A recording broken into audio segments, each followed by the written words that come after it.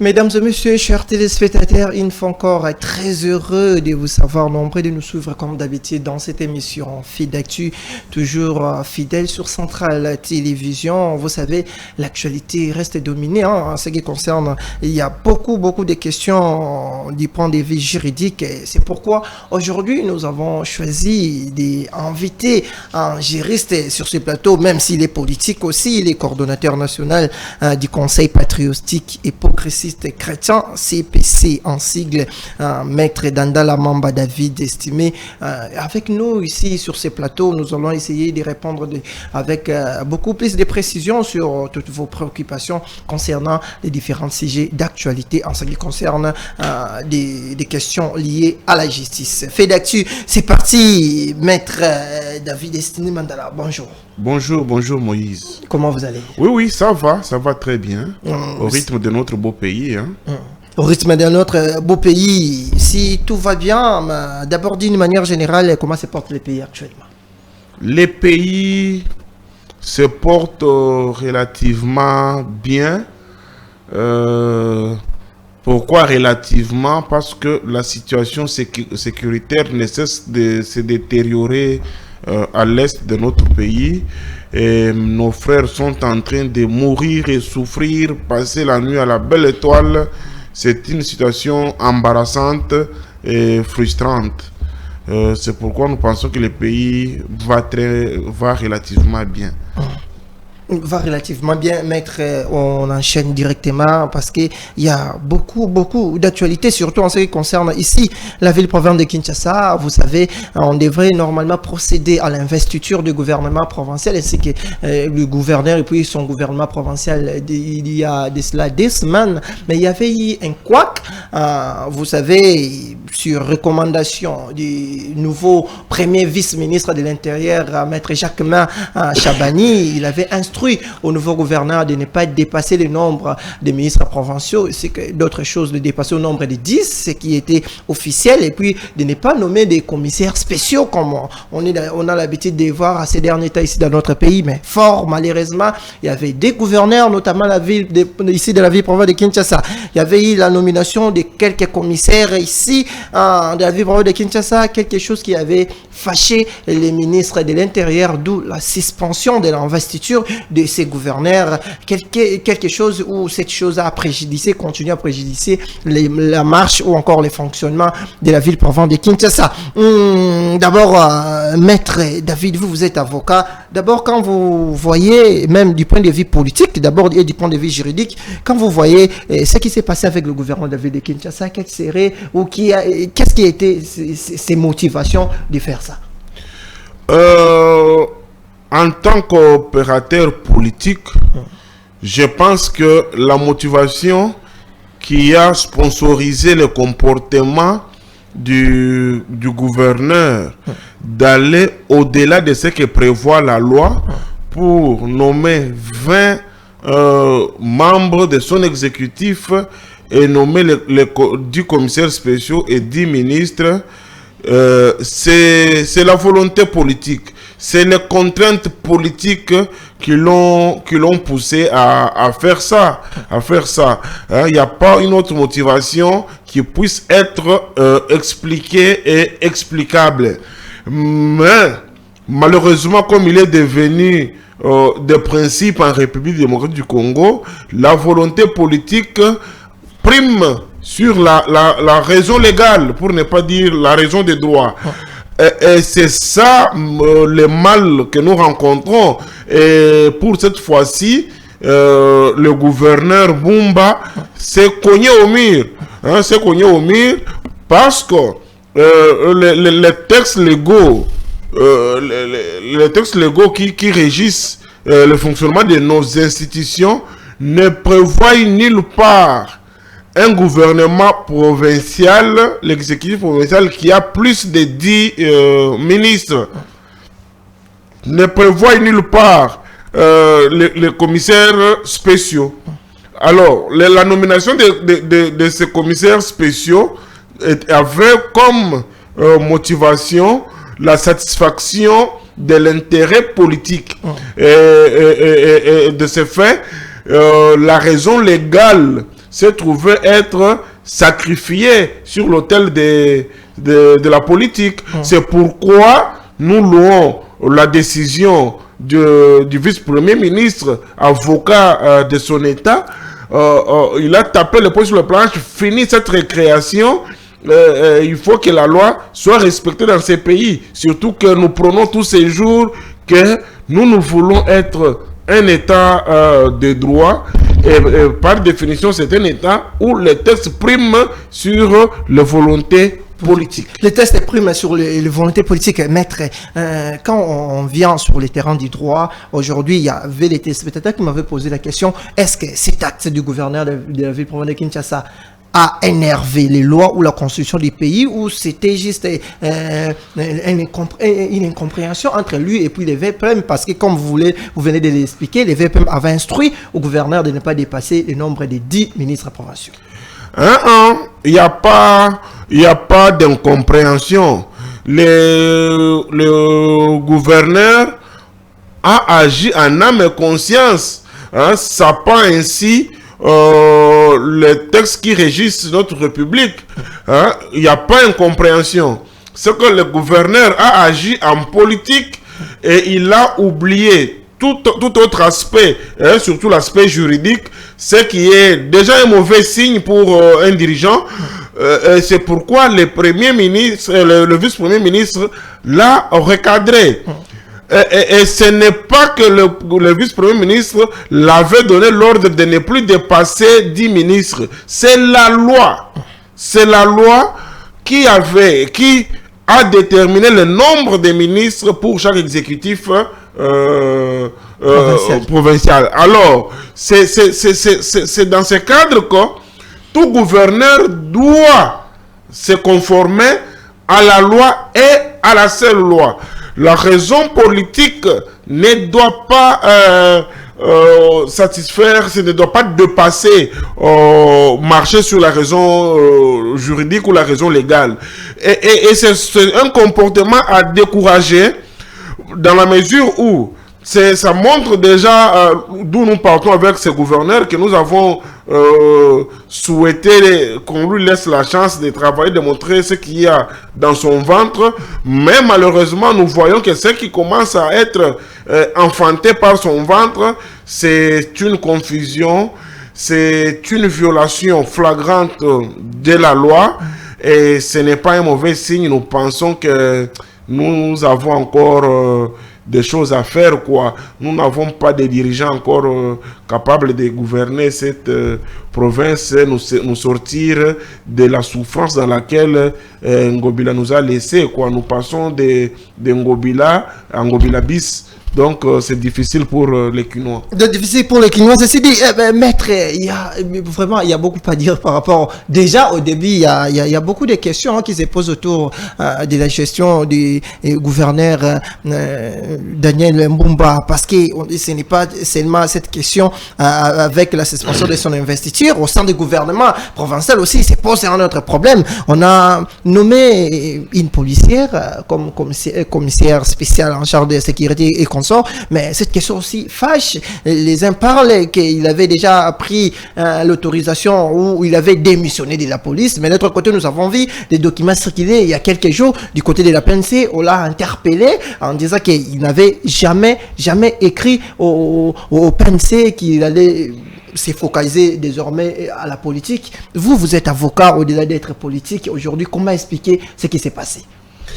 Je vous explique par le fait que, une fois de plus, ces pouvoirs, ce régime, les nôtres, malheureusement, parce que je suis allié avec mon parti, le Conseil patriotique et progressiste chrétien, parti cher au docteur Nkere, nous sommes alliés à l'AFDCA, donc c'est notre régime. Mais le fait pour nous, notre appartenance à ce régime ne doit pas nous aveugler les yeux pour regarder, observer de manière inerte les violations constantes des textes qui régissent notre République et de notre Constitution. Écoutez, la Constitution de la République démocratique du Congo dispose que la police nationale congolaise est apolitique. Donc, la police ne doit pas faire une politique ni passive ni active. Donc la police est neutre. Les principes posés par la Constitution. Et la loi numéro 13/013 portant statut du personnel de carrière de la police nationale congolaise, dans ses articles 57, prévoit in fine, l'article 57 alinéa, je crois 2.2, la police nationale congolaise a deux fonctions qui sont incompatibles à l'exercice de la carrière de policier. Parmi lesquels l'exécution des mandats publics. Alors, l'article 59 de la même loi prévoit in fine les actions disciplinaires et voire même judiciaires, les sanctions pénales à quelqu'un qui peut être policier et tomber dans l'incompatibilité. Les cas sous examen. On nomme une policière en fonction qui n'est pas à la retraite. On la nomme comme ministre provincial de l'Intérieur. Et ceci, c'est en violation de la loi, de la Constitution et de la loi portant statut du personnel de carrière de la police. Et celui qui s'est comporté de cette manière, en tombant dans l'incompatibilité, s'expose aux poursuites pénales. Et celui qui l'a nommé, sachant sa situation au moment de la nomination, s'expose également aux poursuites parce qu'il a incité la police à faire les actes qui sont contraires à sa mission. Il a poussé la police à être à désobéir aux lois. Il devait être sanctionné et il doit être sanctionné. Et tout ceci frustre la population dans la mesure où le régime n'excelle que dans la violation des textes, dans la violation de la Constitution, et ça au vu et au su de tout le monde. C'est incompréhensible qu'un gouverneur entouré par un staff, normalement il doit avoir des conseils juridiques, puisse nommer un policier en fonction. La nomination d'un policier ou d'un militaire en fonction à des postes exécutifs est possible que dans les cas où nous sommes dans une gouvernance exceptionnelle. Par exemple, état de siège, état de guerre. Ici à Kinshasa, nous ne sommes pas en état de guerre ou état de siège. C'est pourquoi nous ne pouvons pas, si nous voulons être un état de droit, un état sérieux et à prendre au sérieux, cautionner pareille incorrection. Nous ne pouvons pas cautionner. Il nous faille que Madame Mimi soit sanctionnée sévèrement par la loi. Et que le gouverneur qui l'a nommé soit sanctionné sévèrement par la loi. Mais maître, pour que cela puisse donner l'exemple aux autres policiers et aux autres dirigeants qui voudront faire la même chose.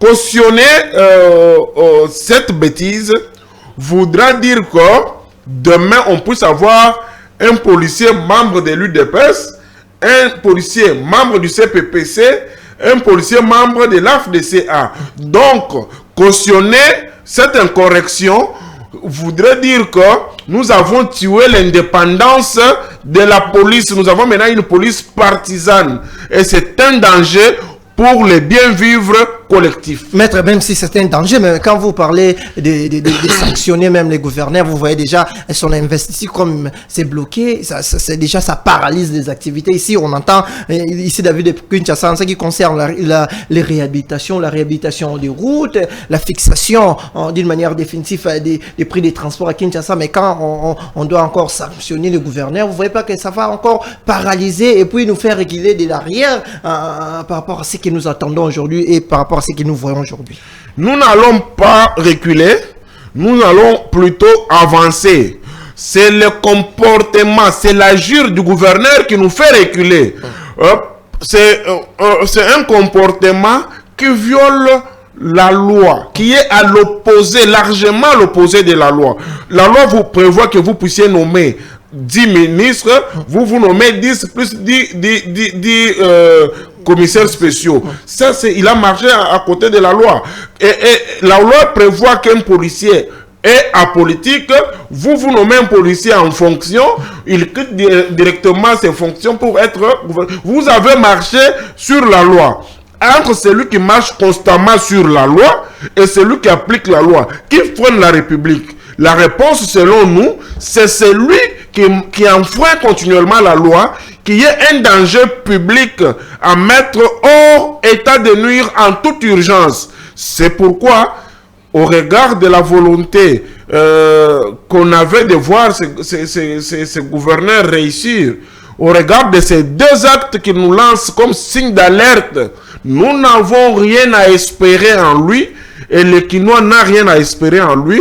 Et je pense qu'il est grand temps, si on veut sauver l'image déjà ternie de cette gouvernance, de mettre les gens comme ça hors état de nuire. C'est pourquoi nous encourageons les vice-premiers ministres, Maître Jacquemain Chabani. Nous louons vraiment les décisions qu'il est en train de prendre, qui ne se ferment pas, qui ne soient pas complaisants envers ces gens habitués à torpiller la loi, à inquiéter continuellement la loi. Inquiéter continuellement la loi. Mais Maître, une question parce qu'il y a les gens qui nous suivent. Maître, est-ce que c'est possible pour un agent public comme un policier ou un militaire de démissionner au préalable? Il démissionne, après il paie. Est-ce que c'est possible qu'après sa démission, qu'il puisse ou qu'elle puisse exercer des fonctions politiques?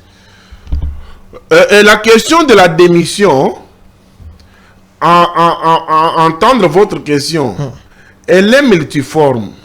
Vous démissionnez de la fonction que vous occupez ou vous démissionnez de la police. Si c'est quitter la police pour devenir civil, il y a un processus qu'il faille suivre. Si c'est démissionner de la fonction que vous occupez au sein de la police, cela ne fait pas de vous un civil. Vous êtes toujours policier, mais vous avez démissionné de la fonction. C'est deux choses différentes. Vous voyez, dans ces pays, il y a déjà eu un général en retraite qui était ministre de l'Intérieur. Nous parlons du général Denis Kaloumé. Le cas du général Kaloumé était compréhensible parce que, ayant déjà fini sa carrière dans l'armée, il a pris sa retraite. Donc, il a repris avec sa vie civile. Il est libre de s'engager en politique ou dans le business comme il veut. Et il a été appelé en politique pour occuper le poste de premier ministre, de ministre de l'Intérieur. Ça n'avait pas inquiété la loi et c'est normal. La dame devait commencer par soit suivre la procédure requise pour quitter la police, devenir civil et comme ça s'engager dans la vie politique. Ou soit attendre partir en retraite pour s'engager en politique. S'engager en politique alors qu'on est policier en fonction, ça n'a pas autre mot que enfreindre la loi et ça l'expose à la sanction pénale. Et nous implorons la volonté, nous implorons vraiment à genoux à ce que le ministère public, gardien de la loi dans notre société, puisse poser les actes, puisse arrêter cette policière, puisse arrêter le gouverneur, qu'ils puissent tous être sanctionnés conformément à la loi. Conformément à la loi, mesdames et messieurs, vous suivez votre émission Fait d'actu. Aujourd'hui, maître David Estimé, il est sans pitié, malgré qu'il est de l'Union sacrée, comme on le dit, et tous ils sont derrière la vision des chefs de l'État. La vision des chefs de l'État, c'est l'Union sacrée. Vous comprenez, ça c'est Fait d'actu, c'est une émission aussi bilingue. Nous avons assez parlé, expliqué en français.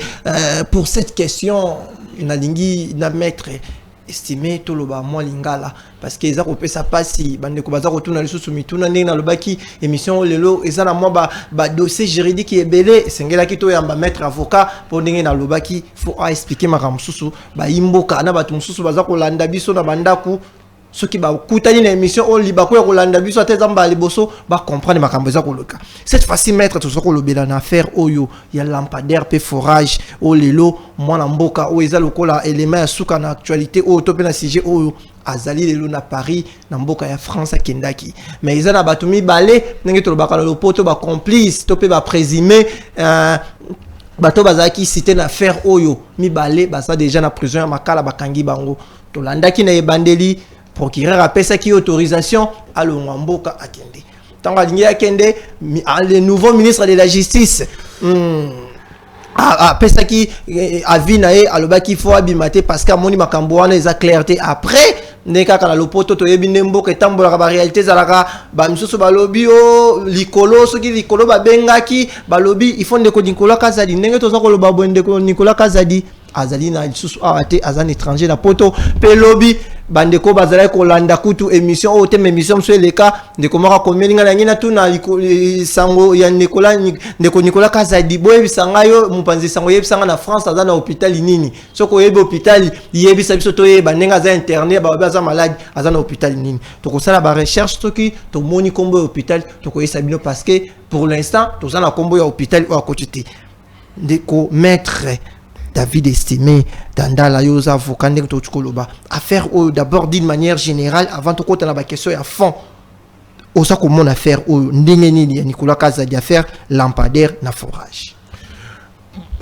Affaire lampadaire na forage na zomo nango lokola mutunyo sazo yoka ndenge bandeko baza koloba toute fois na ba nzela no bayibi mbongo lampadaire sali surfacturation tozo yoka ndenge bato so bazo yoka mais en tant que praticien de droit na ko quitter sur base ya makambo na yoki na nzela na zwa un jugement de valeur. Non, n'a pas un jugement de valeur sur base, il y a clameur, il y a public, jugement de valeur, il y a ceux qui jugent, Oyo Azali censé dire les droits sur base, il y a enquête, Oyo, il y a ministère public à commémelayer pour soutenir accusation à Yanango. Mais seulement, principe moko ya droit et lobby que toute personne accusée est présumée innocente jusqu'à ce que sa culpabilité ait été établie par un jugement définitif. Donc, ndenge clamer public ya zoloba, ndenge ministère public a sali ba enquête na etindie akanga batumi bale moko atika yake nde poto oyo na baza na prison na oyo akei poto bango to baza nanu à ce stade ba innocent jusqu'à ce que jugement définitif ekobima. Maintenant eloko e pousser ministère public atia oyo na prison atika oyo akende poto na famille na ye ne loko tozo tuna mais ministère public azali indépendant ya kota la degré ya implication ya moko na moko comme la pour na ye conviction na ye et la kisi que oyo nde ba indice ya culpabilité zoko peser makasi côté ya nani peut-être nde côté à tie ye na prison ça nous laisse la libre cours na imagination mais seulement sociologiquement parlant ça frise ça frise le tribalisme ndenge nazoka bande konanzela balobi pourquoi Rubota po azali Mswahili bakangie Kazadi po aza Muluba batikie.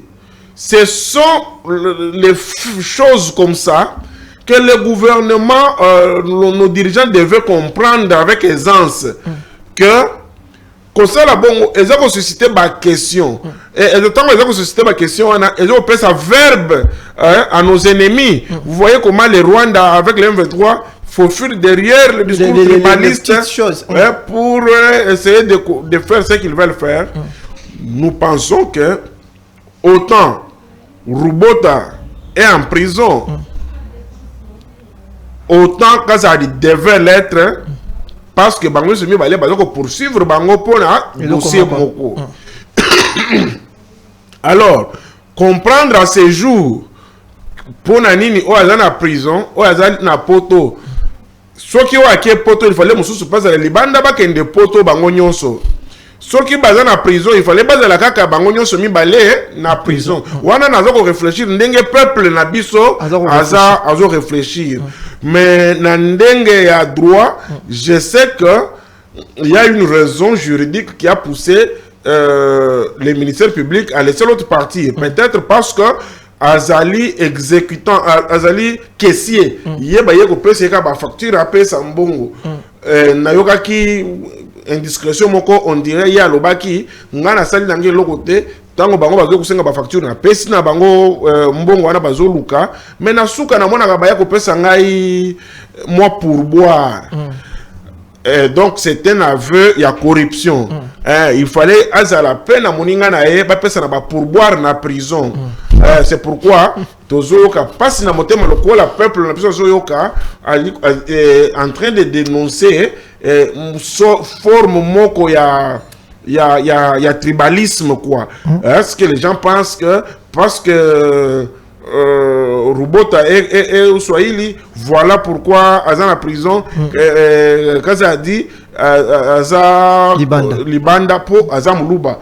Ce sont des interprétations comme ça qu'on devait éviter. Soit et tous en prison, soit et tous en liberté. Maître, bon, pour clore, parce que Miniti PKI, il faut tout le moi, Bilom Sousetikali Amouké, les allocs à préoccupation à téléspectateurs. Mais maître, quand vous voyez déjà dans un dossier juridique, quand vous voyez les PGR réagir, et puis vous voyez encore une fois encore l'intervention du ministre de la Justice, qu'est-ce que ça vous fait? Vous êtes praticien du droit aux affaires politiques. Qu'est-ce que ça s'interprète comment déjà? Le comète des mortels ne réfléchit pas comme tout le monde, comme nous, en fait. Maintenant, pour le comète des mortels, le fait que le procureur avait déjà interdit et le ministre a martelé, le fait qu'on lève cette mesure à la dernière minute, ça rassure, ça confirme encore dans les chefs du comète de mortels que tribalisme yango isali o azande ko lebiso muluba totika ya kende o azali de ko lebiso te à côté en prison. Peut-être que les fonds peut ne pas être ça, hein? Bosolo et koki peut kozala ndenge wana te, peut-être ezandenge wana te, vraiment je le pense.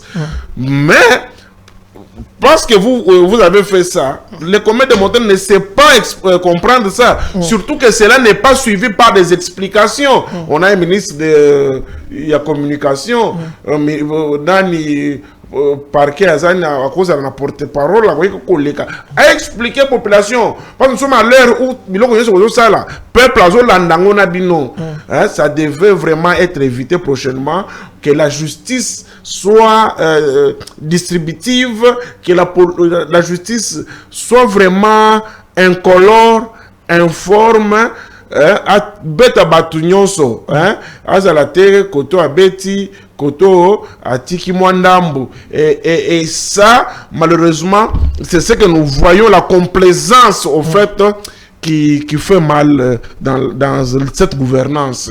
Et ça fait mal dans ces gouvernances, ça ne nous reste pas assez de temps, mais il y a quelques questions, je peux les dire ainsi, et par rapport à, on nous a demandé par rapport à la construction de Kinshasa Arena, les informations sûres et que les projets où l'argent décaissé par le gouvernement, ça élève autour des 105 millions de dollars américains qui a été déboursés. Et puis il y a déjà des gens qui s'inquiètent déjà par rapport à ces montants. On nous interpelle pour dire que est-ce que dans des jours à venir ou les mois à venir, nous n'allons pas encore assister à un procès de détournement, de surfacturation, parce que beaucoup de gens pensent déjà que 105 millions c'est beaucoup, et puis d'autres aussi pensent que ce n'était pas vraiment une priorité pour la République de financer autant d'argent pour construire Kinshasa Arena, alors qu'il y a beaucoup de choses qui sont en berne. On passe même à l'agriculture. Pourquoi pas on pouvait mettre tout cet argent dans l'agriculture, relancer l'agriculture, faire beaucoup autre chose. Et pourquoi vous êtes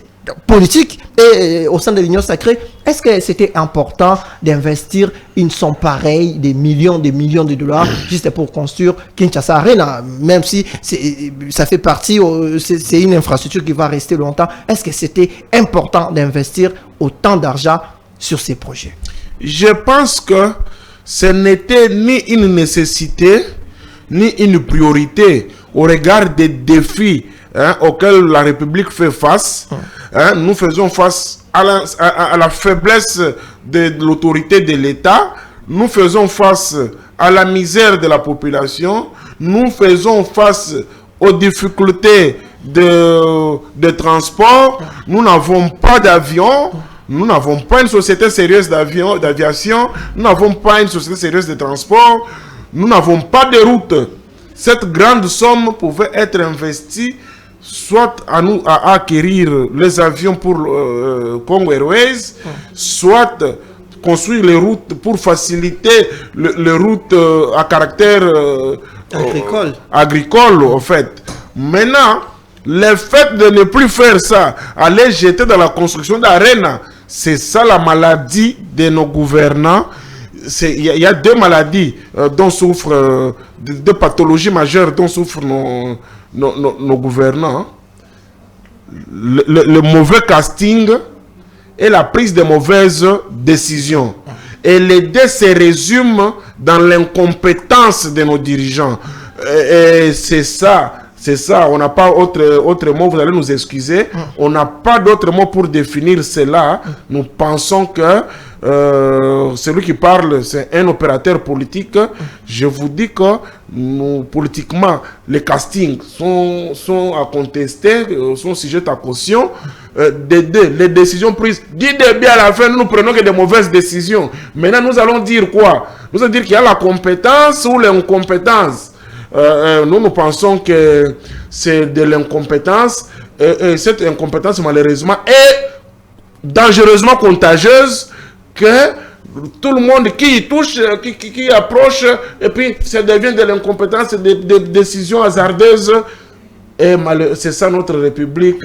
Nous pensons que ça doit changer, quoi. Ça doit changer, on n'a pas d'autre mot. Ça doit changer. On n'a pas, parce que ça ne nous reste pas assez de temps. Maître, on parle de la situation sécuritaire de la partie est du pays. Et puis, dernièrement, il y a eu une réunion du Conseil de sécurité élargie. On a vu même la présence de Jean-Pierre Bemba, ancien ministre de l'Intérieur. Vous pensez que cette fois-ci, avec les décisions qui ont sorti de cette réunion hautement stratégique de défense, vous croyez aujourd'hui, qu'est-ce que les pays, surtout avec ces nouveaux gouvernements, quelles seraient pour vous des propositions ou encore des stratégies pouvant nous mettre en place pour, une fois encore, éradiquer la situation sécuritaire de la partie? C'est une question sensible. Déjà, de un, je n'ai pas entendu à la sortie de cette réunion, dans la bouche du porte-parole du gouvernement, des décisions prises. Je n'ai pas entendu. Cette affaire de l'Est de la République que nous gérons avec négligence, avec simplicité, c'est une question complexe qui pourra, si elle n'est pas bien gérée, si la conscience n'est pas prise, qui va être trop dangereuse d'ici quelques mois, si elle n'est pas bien gérée. Hein, c'est pourquoi nous pensons qu'il est temps pour le gouvernement, pour le président de la République, de se concentrer pour les très vrais, sur la question de l'Est pour trouver des solutions. Mais en attendant cette prise de conscience, nous n'avons pas autre choix que celui de nous remettre entre les mains de nos forces armées qui combattent nuit et jour cette rébellion à l'Est de la République démocratique du Congo. Nous leur disons, les gars, nous sommes derrière vous, nous devons être derrière eux, éviter dans les chefs de la population tout acte qui puisse avoisiner la trahison. Nous devons tous être derrière les forces armées pour que l'autorité de l'État soit restaurée et que la puissance de l'armée congolaise puisse se confirmer dans le Grand Lac, que les peuples de la République vivent en paix chez nous à l'Est.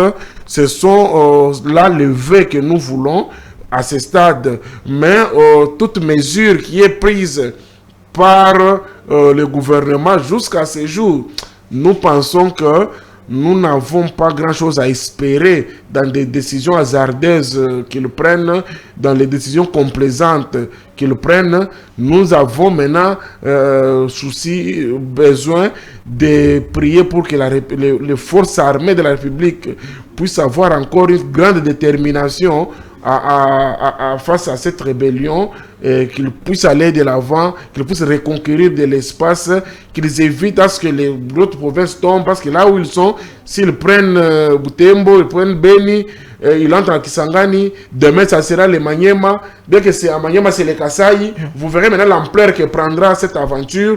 Nous ne voulons pas que ça arrive là-bas, nous prions à ce que ça cesse vraiment le plus vite possible. Peut-être une avant-dernière question, maître.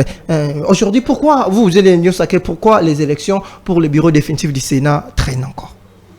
Mon cher, nous avons toujours dit avec vous ici que la gourmandise politique des acteurs politiques congolais en général bloque le fonctionnement des institutions. Et ça bloque parce que il y a les gourmands de cette kermesse des gens inutiles qui disaient Mouzé, ils sont là en train de vouloir se positionner. Aussi longtemps qu'ils ne se sont pas positionnés, ils n'ont pas encore partagé leurs responsabilités, ne se sont pas encore partagé les gâteaux. Nous allons attendre.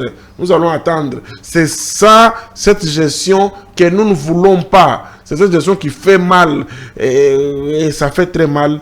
Nous n'avons pas vraiment des choix, quoi. C'est avec un cœur saignant que nous le disons. Hein, bien que nous sommes membres de l'Union sacrée, cela n'empêche pas la liberté de réflexion, la liberté de penser. Hein, surtout que la gestion même de cette structure est opaque. Nous devons nous exprimer. D'accord, maître. Un mot de la fin pour Conseil patriotique et progressiste chrétien. Comment est-ce que vous avez repris avec les activités ou qu'est-ce que vous projetez dans les jours à venir? Nous sommes un parti qui vient des élections, le Conseil patriotique et progressiste chrétien. Nous sommes un parti qui vient des élections, bien que nos candidats avaient été rejetés par le regroupement. Mais en tant que parti, nous continuons à peaufiner les stratégies pour les échéances à venir. C'est tout ce que nous sommes en train de faire. Nous sommes en train de recruter les nouveaux membres de par la qualité de nos réflexions, de par les valeurs incarnées dans notre projet de société. Nous voulons que les gens viennent lire les projets de société, partager nos valeurs pour que nous puissions marcher ensemble. Nous mettons l'homme congolais au centre du développement, ce qu'on appellerait autrement en Amérique latine, on appelait ça les néo-justicialisme.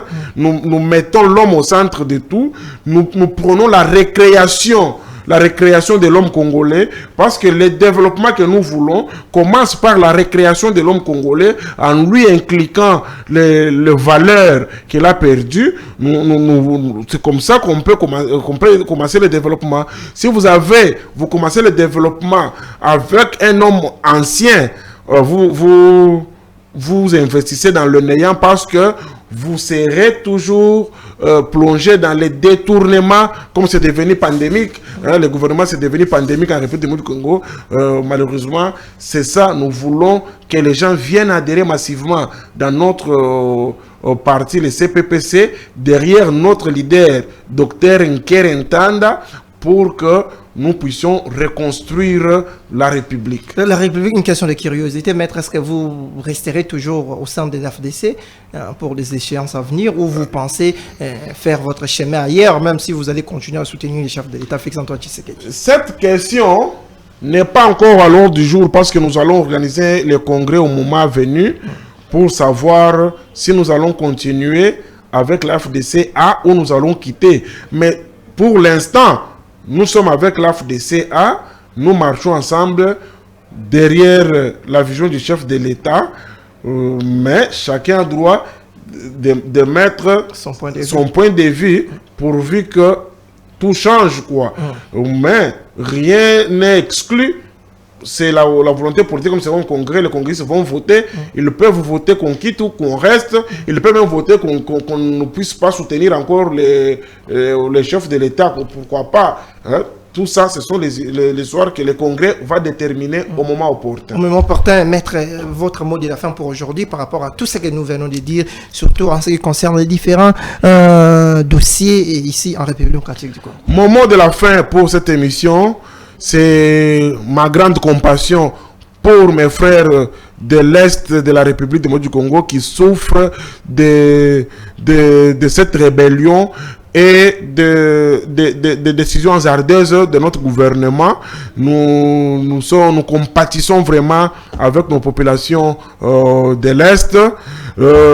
Nous demandons aussi aux Congolais de prendre conscience partout où ils sont, de bannir les antivaleurs comme la corruption, comme les détournements. Ils doivent bannir ça à chaque échelon de responsabilité que vous occupez au nom de la République. Mes frères, ne regardez pas votre ventre, ne regardez pas l'achat des maisons, regardez la misère de votre population.